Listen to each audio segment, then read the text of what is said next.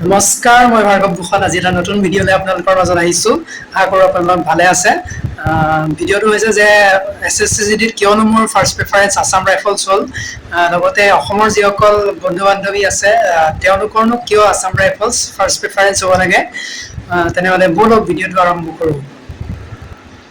প্ৰথমতে মই বন্ধু বান্ধৱীসকলক এটা কথা কৈ দিওঁ যে মই কোনো ফ'ৰ্চৰ লগত কাকো কম্পেয়াৰ কৰিব বিচৰা নাই, আৰু এইটো কাৰণে নহয় যে মই আছাম ৰাইফলছত চিলেকশ্যন হৈছোঁ কাৰণে আছাম ৰাইফলছ বেষ্ট মই তেনেকুৱা দেখাবলৈ বিচাৰিছোঁ, তেনেকুৱা কোনো ধৰণৰ কথা নহয়। সকলো ফ'ৰ্চৰ প্ৰতিয়ে মোৰ সমান ৰেচপেক্ট আছে, কাৰণ ফৌজি লাইফ মানে জানেই সকলোৱে জীৱন বলিদান দিবই লাগিব, সকলোৰে সমানেই কষ্ট, কোনো ফ'ৰ্চৰ লগত কাৰো কম্পেয়াৰ নহয়। তথাপিও যিহেতু আমি অসমৰ বাসিন্দা, কিহৰ কাৰণে অসম ৰাইফলছ আমাৰ ফাৰ্ষ্ট প্ৰিফাৰেঞ্চ হ'ব লাগে।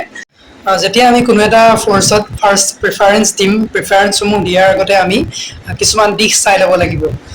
আপোনালোকে দেখিবলৈ পাব যে বিভিন্ন চেনেলত বহুতে কৈ থাকে যে আমুক ফ'ৰ্চটো চৰ্চ কৰিব লাগে, আমুক ফ'ৰ্চটো চৰ্চ কৰিব লাগে, কাৰণ ইয়াত ৰিস্কটো কম থাকে, এনেকুৱা ধৰণৰ কথা কিছুমান কৈ থাকে। আচলতে মই আপোনালোকক কৈ দিওঁ, যেতিয়া আপুনি ফৌজি লাইফত যেতিয়া আপুনি আগবাঢ়িব, তেতিয়া আপুনি কোনো ধৰণৰ আপুনি ইটোত কম বা সিটোত কম তেনেকুৱা কোনো ধৰণৰ আৰাম নাপায়। আৰু ৰিস্কৰ কথা ক'বলৈ গ'লে, আপুনি যেতিয়া ফৌজৰ লাইফত যাব, আপুনি আপোনাৰ বুকুখন এখন ডাঙৰ বুকু লৈ পেলাই যাব লাগিব, কাৰণ যদি আপুনি ৰিস্ক থাকে বুলি যদি আপুনি ভাবি পেলাই ফৌজত যায়, তেনেহ'লে তেনেকুৱা ফৌজিৰ পৰা দেশৰ কোনো ধৰণৰ লাভ নহ'ব। মই ভাবোঁ সেইটো মোৰ পাৰ্চনেল কথা। কাৰণ যদি আপুনি ভয় কৰে যে আপুনি তেনেহ'লে সুৰক্ষা কেনেকৈ দিব, যদি আপুনি নিজে ভয় কৰে তেনেহ'লে বেলেগক সুৰক্ষা কেনেকৈ দিব। গতিকে আপোনালোকে যদি ফৌজি লাইফত যাম বুলি ভাবিছে, তেনেহ'লে আপোনালোকে বুকুখন ডাঠ কৰি পেলাই আগুৱাই যাওক। দেখাততো মোৰ ইমান হাত্তা কাট্টা নহয়, তথাপিও মই আগবাঢ়ি আহিছোঁ ন ফৌজি লাইফৰ কাৰণে। গতিকে এতিয়া কথাটো হৈছে যে অসম ৰাইফলছ কিয়নো ফাৰ্ষ্ট প্ৰিফাৰেঞ্চ হ'ব লাগে। এতিয়া আপুনি যদি চাই, প্ৰথম দিশটোৱে হৈছে জলবায়ু। আপোনালোকে দেখিবলৈ পাইছে যে অসমত এতিয়া কেনেকুৱা গৰম হৈ আছে। আমি গম পাওঁ যে খুব বেছি যায় কিমান 40 ডিগ্ৰী 41 ডিগ্ৰী তেনেকুৱালৈকে আমি যোৱা দেখোঁ গৰমটো। সেই তেনেকুৱা গৰমতে দেখা পাব যে আমাৰ গৰমত বিলাই নাইকিয়া হৈ যায়, ঘামি জামি কিমান অৱস্থা নাইকিয়া হৈ যায়। তেনেকুৱা স্থলত আপুনি যেতিয়া ভাৰতৰ এখন বিভিন্ন বেলেগ ৰাজ্যত যাব, ৰাজস্থানে হওক গুজৰাটে হওক, তেতিয়া আপুনি দেখিব 50 ডিগ্ৰীলৈকে হয়তো চুই দিব পাৰে। তেনেকুৱা অৱস্থাত আপোনাৰ কি অৱস্থা হ'ব আপুনি নিজে ভাবিব পাৰে, কাৰণ মানুহৰ দেহা থাকিলেহে বেহা বুলি এষাৰ কথা আছে।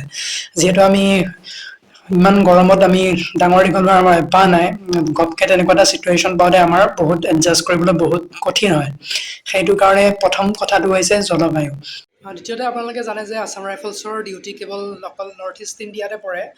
গতিকে যিকোনো সময়তে আপুনি আপদে বিপদে যেতিয়া আপুনি ঘৰখনলৈ আহিবলৈ বিচাৰিব, তেতিয়া ভাৰতৰ বিভিন্ন প্ৰান্তৰ পৰা আপুনি আহাতকৈ আপুনি নৰ্থ ইষ্টৰ অন্য ৰাজ্যসমূহৰ পৰা পটককৈ আপুনি সোনকালে আপুনি আহি নিজৰ ঘৰখন পাব পাৰিব। কাৰণ যিহেতু জানেই যে গোটেই নৰ্থ ইষ্ট ইণ্ডিয়াৰ মাজতে আছে আমাৰ অসমখন, গোটেই ৰাজ্যকেইখনৰ কেন্দ্ৰতে আমাৰ অসমখন আছে। গতিকে আপুনি যিখন ৰাজ্যতে পষ্টিং নাপাওক কিয়, আপোনাৰ ঘৰলৈ আপুনি অহাৰ আপোনাৰ সুবিধা হ'ব বহুতখিনি। সেইটোৱে হৈছে আপোনাৰ আন এটা মেজৰ কাৰণ যে আপুনি আছাম ৰাইফলছ চিলেকশ্যন কৰিব লাগে। তাৰপিছতে আহিল আমাৰ সকলোৰে ভাল লগাৰ কাৰণটো হৈছে যে ড্ৰেছযোৰ।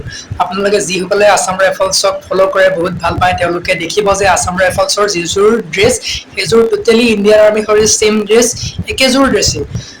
মই যিসকল বন্ধু বান্ধৱী এবাৰ নতুনকৈ এপ্লাই কৰিব, তেওঁলোকে যিসকলে ফ'ল' কৰে আছাম ৰাইফলছক ভাল পায়, তেওঁলোকক হয়তো জানিবই, কিন্তু যিসকলে নাজানে মই তেওঁলোকক কৈ দিওঁ যে আছাম ৰাইফলছ হৈছে ইণ্ডিয়াৰ একমাত্ৰ পাৰামিলিটাৰী ফ'ৰ্চ। বাকী যিখিনি ফ'ৰ্চ আছে, CRPF হওক, BSF হওক, CISF, SSB, ITBP, এই সকলো ফ'ৰ্চক CAPF বুলি কোৱা হয়। কেন্দ্ৰীয় চৰকাৰে সেই ফ'ৰ্চসমূহক চেণ্ট্ৰেল আৰ্ম পুলিচ ফ'ৰ্চ হিচাপে তেওঁলোকক নতুনকৈ কনভাৰ্ট কৰি দিলে। এতিয়া সেই ফ'ৰ্চসমূহক পাৰামিলিটাৰী ফ'ৰ্চ বুলি নকয়। আছাম ৰাইফলছ হৈছে একমাত্ৰ ফ'ৰ্চ যিটো আপোনাৰ বৰ্তমান সময়ত ইণ্ডিয়াত থকা বৰ্তমান সময়ত ক'বলৈ গ'লে একমাত্ৰ পাৰামিলিটাৰী ফ'ৰ্চ। এতিয়া আমি পাৰামিলিটাৰী ফ'ৰ্চ বুলি কওঁতে আমি পাৰামিলিটাৰী ফ'ৰ্চৰ সংজ্ঞাটো জানিব লাগিব। পাৰামিলিটাৰী ফ'ৰ্চৰ সংজ্ঞাটো হৈছে যে যিটো ফ'ৰ্চৰ কমাণ্ড মানে মিলিটাৰী আণ্ডাৰত হয়, অৰ্থাৎ ইণ্ডিয়ান আৰ্মিৰ আণ্ডাৰতে হয়, তাকে পাৰামিলিটাৰী ফ'ৰ্চ বুলি কোৱা হয়।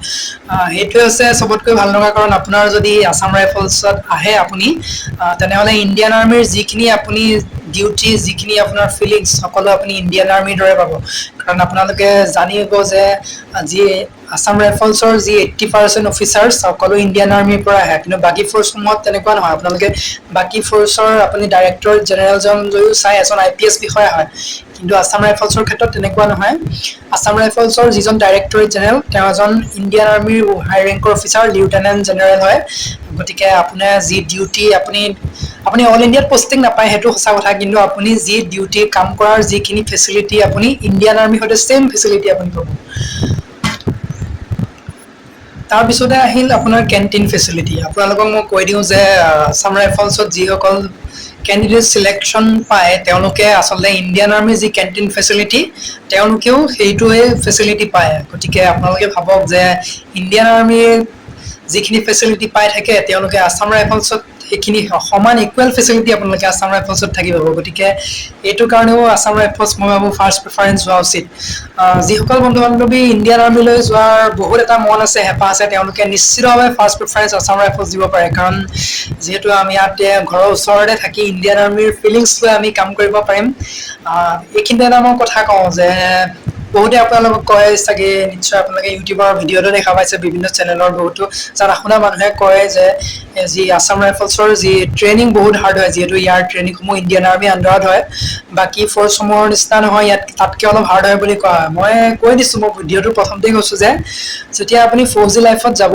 যে কষ্ট হ'ব কিবা হ'ব সেয়া কথা ভাবি আপুনি লাভ নাই আপুনি বুকু ডাঠ কৰি ইয়ালৈ আগুৱাই আহিব লাগিব যিখিনি কষ্ট হ'ব সেইখিনি আপুনি কৰিবই লাগিব আপুনি চেক্ৰিফাইচ কৰিবই লাগিব কোনো আপুনি ফৌজি লাইফত আহিলে আপুনি মানে আৰামদায়ক জীৱনৰ কথা ভাবিব নোৱাৰে গতিকে সেইটো কথা ভাবি আপুনি পিছ হুহুকি নাহিব কেতিয়াও যদি আপুনি ভাবি আছে যে মই আসাম ৰাইফলছ এইবাৰ যিটো নতুন পোষ্ট যাব যিসকল বন্ধু বান্ধৱী ভাবি আছে যে মই ফাৰ্ষ্ট প্ৰিফাৰেঞ্চ আসাম ৰাইফলছ দিম তেওঁলোকে যদি ভাবি আছে আসাম ৰাইফলছ দিম তেওঁলোকে কেতিয়াও পিছ হুহুকি নাহিব ট্ৰেইনিঙৰ কথা ভাবি এটা কথা ভাবিব ট্ৰেইনিং মাত্ৰ এবছৰ হ'ব এবছৰ পিছত এই এবছৰত কমজোৰ মানুহটোকো তেওঁলোকে ট্ৰেইনিং দি মজবুত বনাই দিব সেইটোৱে হৈছে ট্ৰেইনিং দুৰ্বলজনকো শক্তিশালী কৰি দিব ট্ৰেইনিং দি গতিকে ট্ৰেইনিঙৰ পিছত আপোনাৰ সেইটো আপোনাৰ ভয় নাই মনৰ পৰা টোটেলি নাইকিয়া হৈ যাব এতিয়া আমি আহিছোঁ কাট অফৰ কথা আপোনালোকে আগৰ বছৰৰ কেইবছৰৰ যদি আপোনালোকে কাট অফ চাই আপোনালোকে দেখিবলৈ পাব যে আসাম ৰাইফলছৰ যি কাট অফ বাকী যিসমূহ ফৰ্চেছ আছে সেইসমূহতকৈ অলপ হ'লেও বেছি যায় তেনেহ'লে আপোনালোকে যিদৰে